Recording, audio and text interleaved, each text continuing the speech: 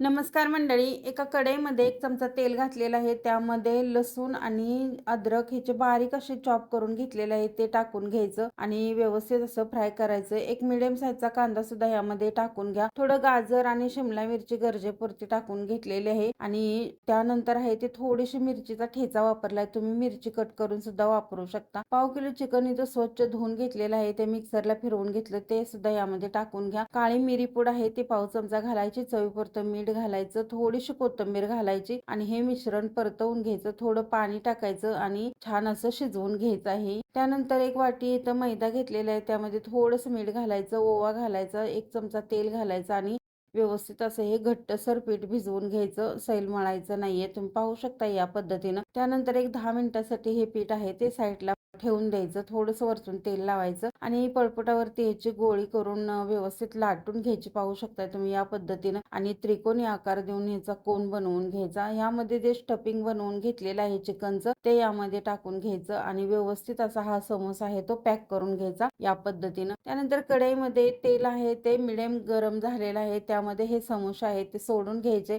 आणि अलटी-पलटी करून व्यवस्थित असे अगदी कुरकुरीत होईपर्यंत फ्राय करून घ्यायचे. पाहू शकता असा कलर आला पाहिजे. तर हे चिकन समोसा आहेत ते तयार झालेले आहेत. नक्की तुम्ही ट्राय करा आणि कमेंट करून सांगायला विसरू नका. धन्यवाद.